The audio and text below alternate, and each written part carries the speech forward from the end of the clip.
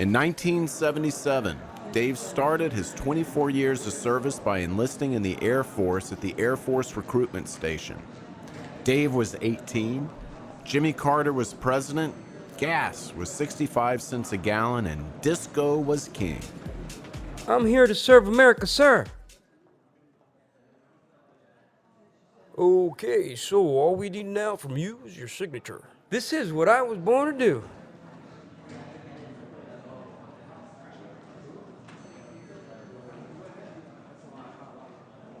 Dave served 8 years as a hospital room technician, which actually meant he was doing the surgery, making the first incisions, prepping for the doctor who would come in afterwards. Almost done with that, Dave? Yes, Doc. I finally found the bullet, and I'm taking it out as we speak.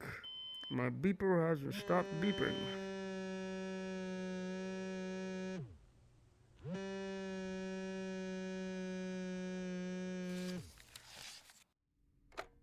The OSI Office of Special Investigations was the best of the best, the elite of the elite. They were comprised of people who were the top 1% from each career field. Dave, congratulations. You've been picked to join the OSI.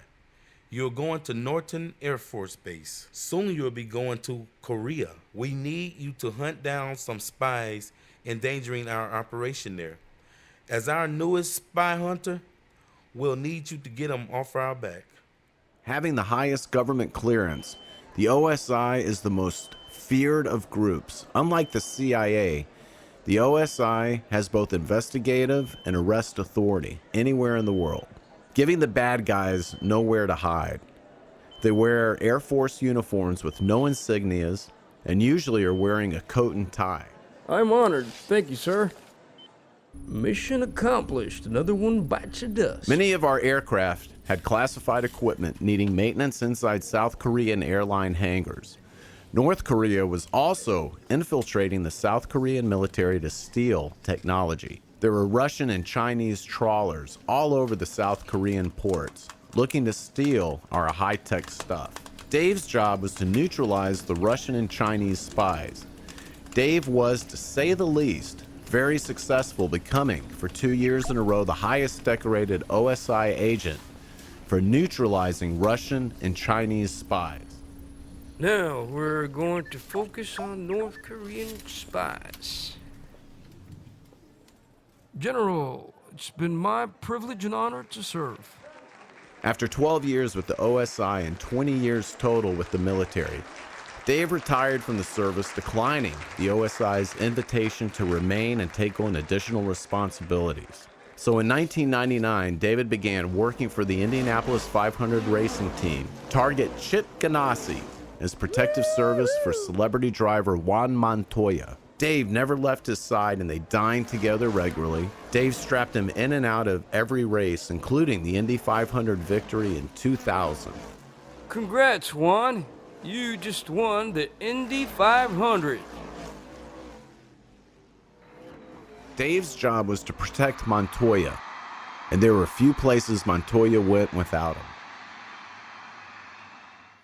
Dave and his wife had the good life touring with the celebrity, but Dave was still worrying about the trawlers with 1,000 antennas and was never really comfortable with the jet set. Kirtland had the highest technology, Star Wars, weapons of mass destruction, kind of like an Area 51 desert base with everything buried 200 feet underground. Honey, you have a phone call. Dave, go to a top secret phone. Look, things are really heating up, and we'll need you back as a civilian federal agent. You're going to Kirtland Air Force Base. Juan, you are the fastest man on earth. Woo-hoo! Dave, you bring me love! But Dave still had some unfinished business. Oh, well, it was nice while it lasted, but duty called. So the next day, Dave finished a race in Chicago, changed into jeans, and boarded a plane to Albuquerque. It feels like I've been here before.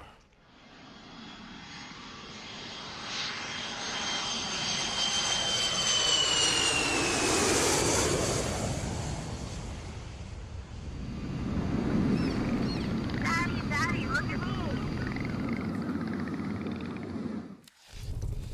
On 9/11, immediately after the attack, headquarters at OSI phoned Dave and asked him to go to the U.S. State Department Foreign Service Institute for intensive 24/7 one-year immersion into Islamic language and culture. What in the hell? Dave, we need you to go to that high-intensive Islamic immersion course, ASAP. 12 months later, Dave, we were going to send you to Gitmo, but we decided we need you to do some spy hunting. Now, the war in Iraq won't start for another 3 months. The Saudis are giving Saddam Hussein our capabilities, intel, putting our boys in danger. You'll be based in Saudi Arabia, infiltrating Iraq. As for the spies, we need you to, well, neutralize them. Now, that's the good news. the OSI weren't the only ones who would be warning Dave. Saudi military police wearing green uniforms, not Arabic, also warned Dave he could be executed if he was caught where he shouldn't be. Mr. Gaubatz, you better not be caught sneaking into Iraq. We don't want you meddling in Saudi business. You would be considered a spy, and that would have dire consequences. Oh, thanks for the advice.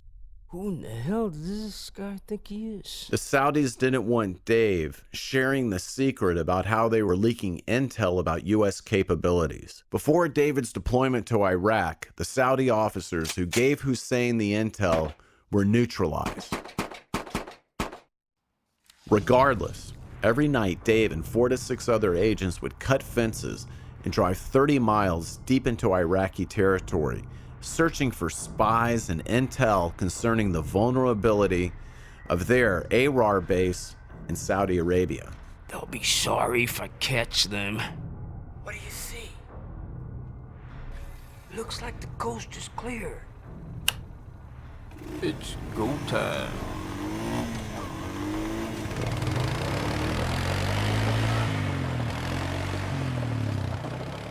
Dave's group conducted field interviews looking to collect intel that would protect our troops and our resources. So, have you seen any evidence of chemical WMD? Is there WMD here in Iraq? Are you kidding? Why else would the villagers be sealing their porous homes from vapors?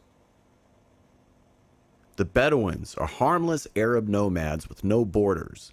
As the war grew closer, the camp grew with Iraqi spies dressed as Bedouin, who were moving in to be close to the base to collect intel. Dave was friendly with the Bedouins, so it was natural for Dave to talk with them and find out what they knew.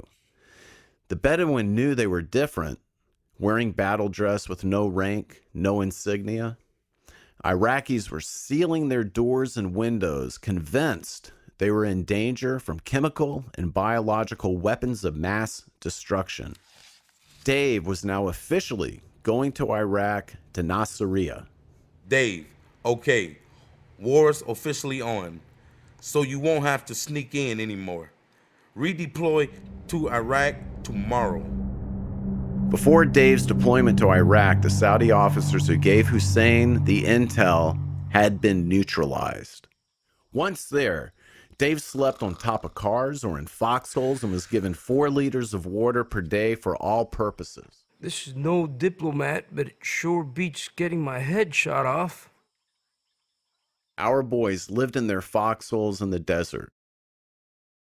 The next day, Dave, first thing we need to do is rescue our prisoners. Jessica Lynch is a priority, cause America is sick over what those bastards might do to her. We're gonna need your help with intel if we're going to get this done. the 507th Maintenance Company had been ambushed. Several of the 507th were killed while the rest were captured, along with Jessica Lynch. We had the intel that she was in Saddam Hospital and her room overlooked the soccer field. The Fedayeen lined up some of her fellow soldiers of the 507th on the goal line at the soccer field, just outside her window. Okay, which one do I start with? From her window, Jessica was forced to watch these poor souls tortured, executed, and some beheaded. Make it quick, you bastard. Out of respect to the brave men of the 507th Maintenance Company, we will not depict this.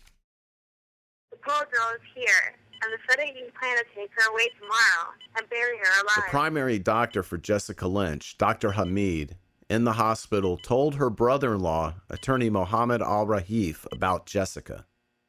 Attorney Mohammed Al-Rahif and his brother Hassan, an Iraqi police officer, went to the Marines to tell them of Jessica's plight. Al-Rahif and his brother Hassan gave the life-saving logistics information to the U.S. Marines, who took action, and not a moment too soon. You see, the Fedayeen planned to smuggle Jessica Lynch into a Red Crescent ambulance, tying Jessica under the bed with another on top. Then they were going to take her to the desert and bury the ambulance with Jessica inside, alive. This Iraqi smuggling tactic was routine and is how they moved weapons, Hussein, or anyone else. After all, the rules of engagement on our soldiers did not allow them to stop Red Crescent ambulances or enter mosques, schools, and even hospitals. Let's do this.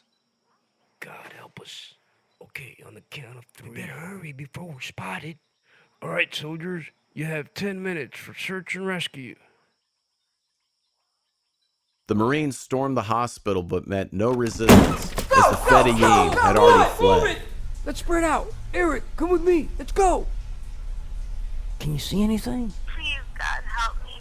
The Marines found Jessica in her room and rushed her to the base hospital for medical treatment. Don't worry, Jessica. You can relax now. The base hospital at the time was nothing more than a foxhole. Dave was asked to find the bodies and started uncovering the soccer field and finding bodies and heads. The bodies were buried under the goal line so that the kids would run over them as further disrespect, as if that would be possible. Thank you for your service. I promise you I will not rest until we find the people who did this. God, please help the family members they left behind. Dave was also awarded another medal for his work on the soccer field. Dave also salutes Jessica Lynch, whose patriotism put her in harm's way, facing unimaginable evil. Thank you for your service, Jessica. I salute you. Dave's new urgent mission was now to find and rescue Rahif's 9 family members, on the run and in hiding. At 5 a.m., Dave and a half dozen OSI agents and 2 Humvees found the home where the 9 family members were hiding. Go, go, go! Fire teams of 2 were deployed to each intersection in the alley to watch the side streets. We have to hurry. We've got 6 minutes to go in, grab them, and get into the getaway car and go. He's heavier than I thought. Dave had to carry Al-Rahif's 76-year-old father from the bed into the vehicle. Several days later, Saddam loyalists burnt the family house. Dave was looking for and finding just about anything. Oh my God.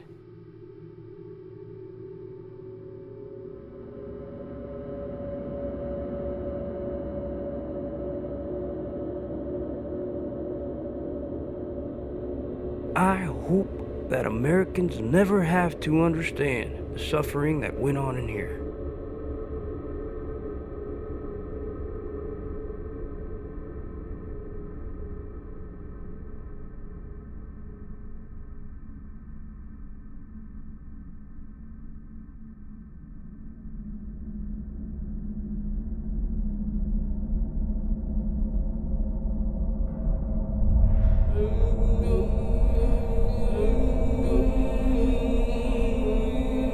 This place is spooky.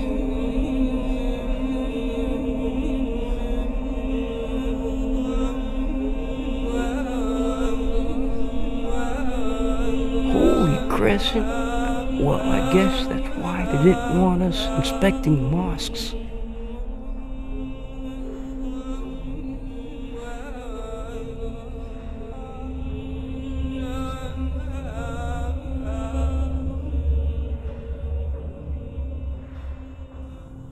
Occasionally, Dave would find things he wasn't looking for. Dave would find more shames of inhumanity, Hussein's mass graves of his own people. As Dave and agents returned to camp, they come under attack. They were now also fighting the Fedayeen Saddam, or Saddam's Men of Sacrifice, a notoriously violent paramilitary group for Saddam's regime in Baghdad. Another day at the office, another day, another night. Dave was always on the lookout for Islamist terrorists, weapons, and anything suspicious. Salam alaikum, most merciful terrorist. He'd greet them in Arabic, which stunned and disarmed the occupants just long enough for them to be cuffed. If weapons were found, they took the detainees to enemy POW camps and interrogated them. Dave won an award during war as the #1 OSI collector of intel and interrogations.